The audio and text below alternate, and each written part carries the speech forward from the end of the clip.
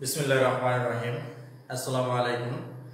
আমার প্রিয় চতুর্থ শ্রেণীর শিক্ষার্থী বন্ধুরা, কেমন আছো তোমরা সবাই? আমি আশা করছি তোমরা সবাই অনেক অনেক ভালো আছো। আমিও তোমাদের দোয়ায় ভালো আছি। প্রিয় শিক্ষার্থীরা, আজ এই মুহূর্তে আমি তোমাদের সাথে আছি তোমাদের চতুর্থ শ্রেণীর বাংলাদেশ ও বিশ্ব পরিচয় বইটি থেকে অধ্যায় 15 পাঠ 1 অর্থাৎ প্রথম পাঠটি নিয়ে। প্রিয় শিক্ষার্থীরা, এই মুহূর্তে তোমরা যারা আমার সাথে আছো এবং যে অভিভাবকগণ আছেন যারা ক্লাস উপভোগ করছেন, সকল শুভাকাঙ্ক্ষীগণকে আমি স্বাগত জানাচ্ছি খাগড়াছড়ি অনলাইন প্রাইমারি স্কুলের পক্ষ থেকে।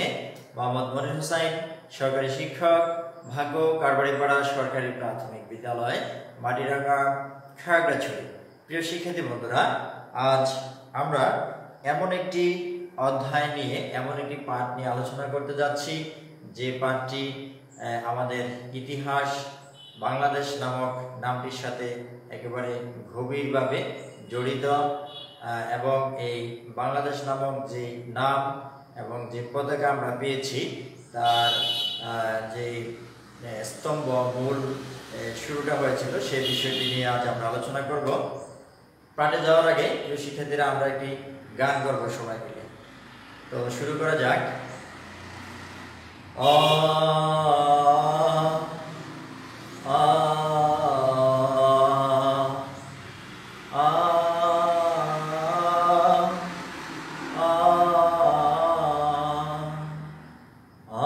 আমার ভাই রক্তে রাঙানো 21শে ফেব্রুয়ারি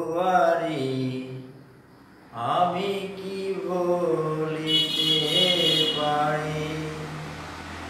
আমার ভাই রক্তে রাঙানো 21শে ফেব্রুয়ারি আমি কি ভুলিতে পারি।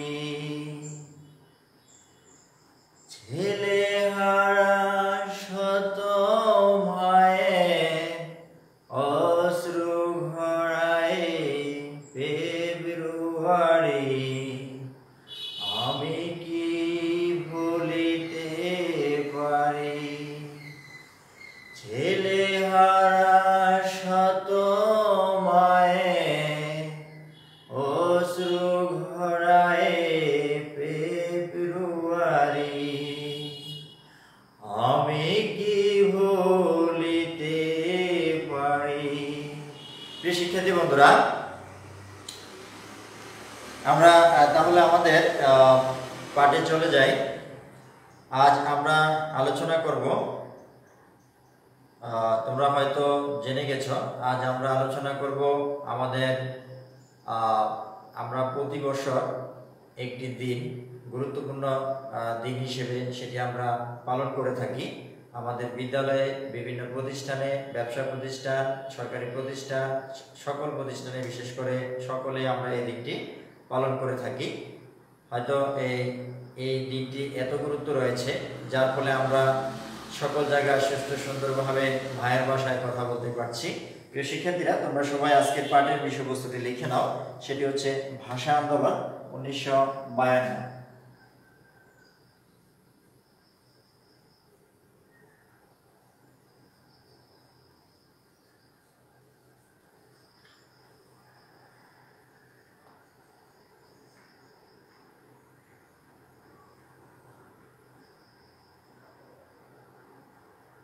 তাহলে আজ আমরা কি নিয়ে আলোচনা করব? ভাষা আন্দোলন 1952। প্রিয় শিক্ষার্থীরা, আমরা এক সময় স্বাধীন ছিলাম না। আমরা ইতিহাস থেকে যতটুকু জেনেছি যে আমরা অনেকভাবে অত্যাচারিত, লাঞ্ছিত, বঞ্চিত হয়েছিলাম। তো এই সমস্যাগুলো শুরু হয়েছিল বিশেষ করে 1947 সালের থেকে যখন দেশ বিভক্ত হলো, পাকিস্তান এবং পূর্ব পাকিস্তান দুটি অংশে ছিল।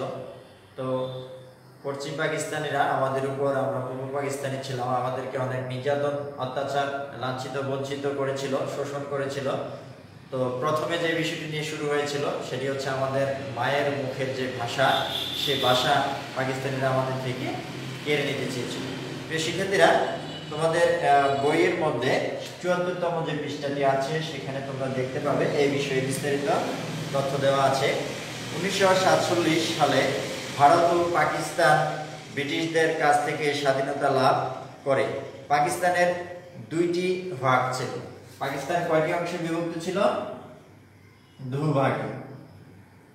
অর্থাৎ সে দুটি ভাগ ছিল, একটি হচ্ছে পূর্ব পাকিস্তান এবং অন্যটি হচ্ছে পশ্চিম পাকিস্তান। এই পাকিস্তান ছিল দুটি ভাগে বিভক্ত। পাকিস্তান ছিল কয়টি ভাগে? দুটি ভাগে বিভক্ত, একটি পূর্ব পাকিস্তান এবং অপরটি হচ্ছে পশ্চিম পাকিস্তান। পাকিস্তানের রাজধানী ছিল পশ্চিম পাকিস্তান এবং রাজধানী ছিল পশ্চিম পাকিস্তানে। আর তাই পশ্চিম পাকিস্তানিরা শিক্ষা, কর্মসংস্থান এবং ব্যবসা বাণিজ্য ক্ষেত্রে বেশি সুযোগ সুবিধা ভোগ করত।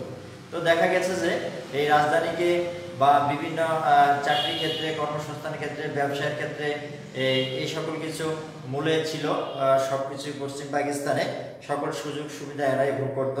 পশ্চিম পাকিস্তানি শাসক গোষ্ঠী উর্দুকে রাষ্ট্রভাষা হিসেবে বাঙালিদের উপর চাপিয়ে দেওয়ার চেষ্টা করেছিল। তো পশ্চিম পাকিস্তানিরা কি করেছিল? উর্দুকে রাষ্ট্রভাষা হিসেবে বাঙালিদের উপর চাপিয়ে দেওয়ার চেষ্টা করেছিল। কোন ভাষাকে? উর্দু ভাষাকে। এই উর্দু ভাষাকে আমাদের মাতৃভাষা হিসেবে আমাদের উপরে চাপিয়ে দেওয়ার চেষ্টা করেছিল। আসলে আমাদের ভাষা হচ্ছে বাংলা ভাষা। ১৯৫২ সালের ২১শে ফেব্রুয়ারি রাষ্ট্রভাষা বাংলার দাবিতে ঢাকার রাজপথে মিছিল বের হয়। কত সালে? আমরা যে ঘটনাটি নিয়ে আলোচনা করছি মূলত ১৯৫২ সালে।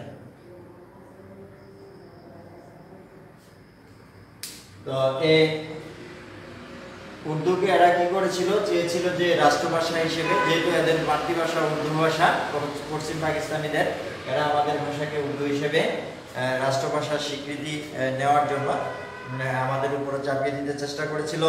কিন্তু ১৯৫২ সালে ২১শে ফেব্রুয়ারি রাষ্ট্রভাষা বাংলার দাবিতে ঢাকার রাজপথে মিছিল বের হয়। পুলিশ এই মিছিলে গুলিবর্ষণ করে। সেখানে রফিক, সালাম, জব্বার, বরকত, শফিউর সহ অনেকেই শহীদ হন। পুলিশ যখন বেপরোয়াভাবে গুলি চালিয়েছিল, সেখানে যারা যারা শহীদ হয়েছিল: রফিক,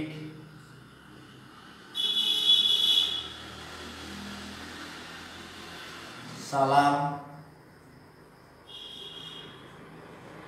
জব্বার,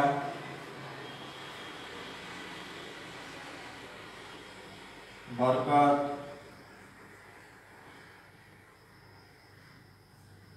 শফিউল সহ আরো নাম না জানা অনেকেই শহীদ হয়েছিল। ভাষা শহীদের স্মরণে ঢাকায় শহীদ মিনার গড়ে তোলা হয়।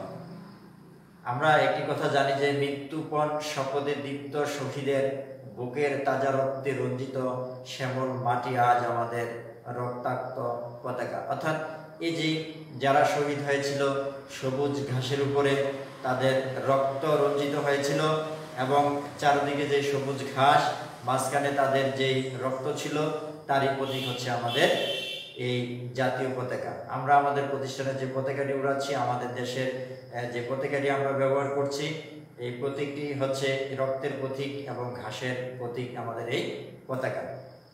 প্রিয় শিক্ষার্থীরা, এছাড়া অনেক শিক্ষা প্রতিষ্ঠানেও ছোট ছোট শহীদ মিনার গড়ে তোলা হয়েছে। তো ভাষা শহীদদের স্মরণে ঢাকায় কি গড়ে তোলা হয়েছে? শহীদ মিনার। আমি তোমাদেরকে একটি শহীদ মিনারের ছবি দেখাচ্ছি, তাহলে তোমরা সহজে বুঝতে পারবে। তোমরা যেহেতু চতুর্থ শ্রেণীর শিক্ষার্থী, তোমরা অবশ্যই শহীদ মিনার সম্পর্কে তোমাদের ধারণা আছে এবং অনেক শিক্ষা প্রতিষ্ঠানে শহীদ মিনার গড়ে উঠেছে। এই যে শহীদ মিনার, এবং এখানে ফুলে সজ্জিত আছে। অর্থাৎ এই শহীদদের স্মরণে প্রতি বছর আমরা ২১শে ফেব্রুয়ারি অর্থাৎ ফেব্রুয়ারি মাসের 21 তারিখ আমরা ভাষা শহীদদের স্মরণে শহীদ দিবস পালন করে থাকি। এটি হচ্ছে আমাদের মাতৃভাষা দিবস, এটা হচ্ছে শহীদ দিবস। প্রিয় শিক্ষার্থীরা, এটা হচ্ছে যে এই কেন্দ্রীয় শহীদ মিনারের যেই শহীদ মিনারটি রয়েছে, সেটি হচ্ছে কেন্দ্রীয় শহীদ মিনার ছবিটি এখানে ফুল দিয়ে সাজানো আছে। প্রিয় শিক্ষার্থীরা, তাহলে দেখা যাচ্ছে যে আমাদের কেন্দ্রীয়ভাবে একটি শহীদ মিনার রয়েছে এবং বিভিন্ন প্রতিষ্ঠানে প্রাথমিক, মাধ্যমিক, বিশ্ববিদ্যালয় এবং বিভিন্ন জায়গায় আমরা দেখেছি যে যারা শহীদ দিবস সুষ্ঠু সুন্দরভাবে এবং বিভিন্ন জেলা সদরে, উপজেলা সদরে শহীদ মিনার রয়েছে, যেখানে আমরা কি করে থাকি, শহীদদের স্মরণ করে থাকি, তাদের জন্য দোয়া করে থাকি, তাদের আত্মার মাগফিরাতের জন্য আমরা সেদিন কি করি, দোয়া করি। প্রতি বছর 21শে ফেব্রুয়ারি আমরা শহীদ দিবস হিসেবে পালন করি। মাতৃভাষার মর্যাদাকে ধরে রাখার জন্য প্রতি বছর বিশ্বজুড়ে দিনটি আন্তর্জাতিক মাতৃভাষা দিবস হিসেবে পালিত হয়। দিনটি শুধু জাতীয় দিবস নয়, এখন এই দিনটির ঐতিহ্য, ইতিহাসকে ধরে রাখার জন্য, স্মরণ করার জন্য, পরবর্তী জাতিকে জানানোর জন্য, সঠিক তথ্য, ইতিহাস তাদের কাছে পৌঁছে দেওয়ার জন্য সারা বিশ্বে দিনটি এখন আন্তর্জাতিক মাতৃভাষা দিবস হিসেবে পালন করা হয়। প্রিয় শিক্ষার্থীরা, তাহলে আজ আমরা কি জেনে নিলাম, যে আমাদের শহীদ মিনার, আমাদের পতাকা, এগুলো সম্পর্কে আমরা জেনে নিলাম এবং মূলত জানলাম যে 1952 সালে যে ভাষা আন্দোলন হয়েছিল, সেই ভাষা আন্দোলনের কারণ আমরা জেনেছি এবং সেই ভাষা আন্দোলন যে ফলাফল সেটাও আমরা পেয়েছি এবং সেখানে যাদেরকে আমরা হারিয়েছি তাদের নামগুলো আমরা জেনে নিয়েছি। প্রিয় শিক্ষার্থীরা, তাহলে পাকিস্তান, ভারত ও পাকিস্তান নামে যে রাষ্ট্র সৃষ্টি হয়েছিল সেটি কত সালে হয়েছিল? 1947 সালে। 1947 সালে ভারত ও পাকিস্তান কি হয়েছিল? ব্রিটিশদের কবল থেকে মুক্ত হয়ে দুটি ভাগে বিভক্ত হয়েছিল এবং সেখানে যে পাকিস্তান ছিল, সে পাকিস্তান কয়টি ভাগে বিভক্ত ছিল? আমরা জেনেছি পাকিস্তান দুটি ভাগে বিভক্ত ছিল এবং যে সমস্যাটি হয়েছিল সেটি আমাদেরকে তারা নানাভাবে নির্যাতিত করেছিল, যেহেতু পাকিস্তানের রাজধানী ছিল পশ্চিম পাকিস্তানে এবং তারা সকল সুযোগ সুবিধা ভোগ করত। আমরা শুধু লাঞ্ছিত, বঞ্চিত ছিলাম, শোষণের শিকার ছিলাম। এরা আমাদেরকে শাসন, শোষণ দুটি করেছে, অত্যাচার করেছে, সকল কিছু থেকে আমাদেরকে বঞ্চিত করেছিল। তো এরা সর্বপ্রথম যে বিষয়টি করেছিল, আমাদের ভাষার উপরে আঘাত এনেছিল। তো আমাদের ভাষা হচ্ছে কি? বাংলা ভাষা, আর ওদের ভাষা হচ্ছে উর্দু ভাষা। এই উর্দু ভাষাকে এরা চেয়েছিল, তখন যারা দায়িত্বে ছিল এরা চেয়েছিল কি? রাষ্ট্রভাষার স্বীকৃতি দেওয়ার জন্য। তারই প্রতিবাদে আমাদের ছাত্র জনতা জেগে উঠেছিল, প্রতিবাদ করেছিল এবং সেই প্রতিবাদে যারা শহীদ হয়েছিল, রফিক, সালাম, জব্বার, বরকত, শফিউল সহ নাম না জানা আরও অনেকে শহীদ হয়েছিল।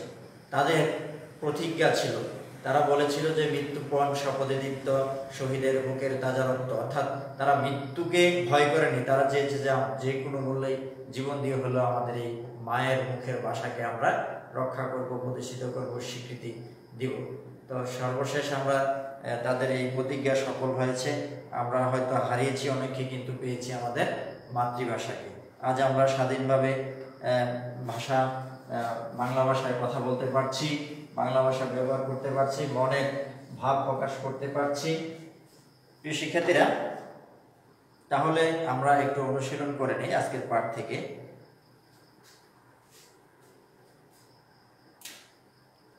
শূন্যস্থান কয়েকটি আমরা অনুশীলন করব।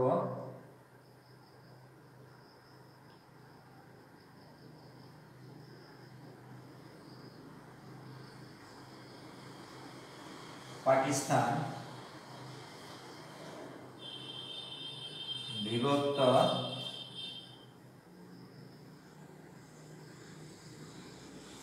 ছিল দেশভাগে।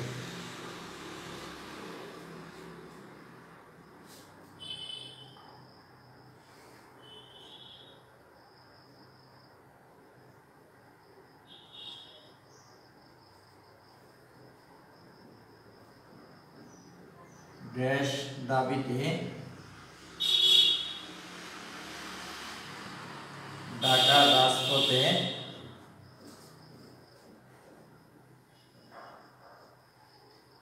মিছিল হয়েছিল।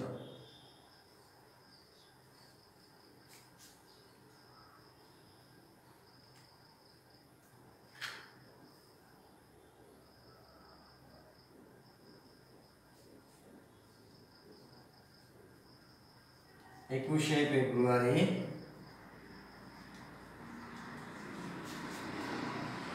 দেশ দিবস।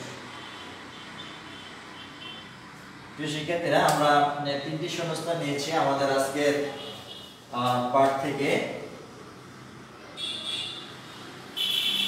আমরা এই বিষয়গুলো এখন সমাধান করব। পাকিস্তান বিভক্ত ছিল কয়টি ভাগে? আমরা জেনেছি দুটি ভাগে।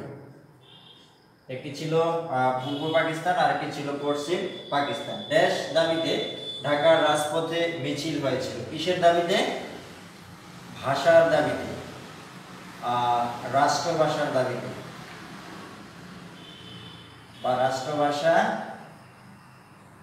বাংলা, রাষ্ট্রভাষা বাংলার দাবিতে ঢাকার রাজপথে মিছিল হয়েছিল। অর্থাৎ আমরা রাষ্ট্রভাষা বাংলা চাই, এই স্লোগানে মিছিল হয়েছিল। 21শে ফেব্রুয়ারি দেশ দিবস। কি দিবস? আমরা এটাকে দুটি বলতে পারি, একটি হচ্ছে শহীদ দিবস আর একটি হচ্ছে মাতৃভাষা দিবস। প্রিয় শিক্ষার্থীরা, তাহলে আজ আমরা জেনে নিলাম আমাদের রাষ্ট্রভাষা বাংলা কিভাবে এসেছে, তার ইতিহাসটুকু আমরা জেনে নিয়েছি এবং তার জন্য আমাদের কি কি ত্যাগকে স্বীকার করতে হয়েছিল তাও জেনে নিলাম। প্রিয় শিক্ষার্থীরা, আজকের পাঠ থেকে তোমাদেরকে আমি ছোট্ট দুটি প্রশ্ন দিব, তোমরা সবাই বাড়ির কাজ হিসেবে এই কাজগুলো করবে।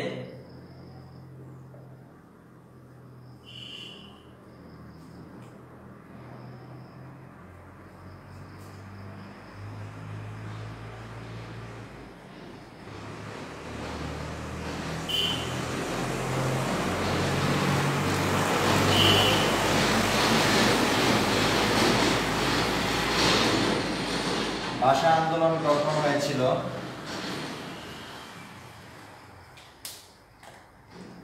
দুই,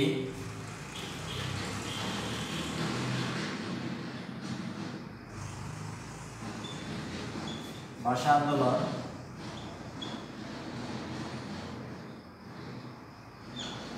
কেন হয়েছিল? যে শিক্ষার্থীরা, বাড়ির কাজ হিসেবে তোমাদেরকে দুটি কাজই দিয়েছি,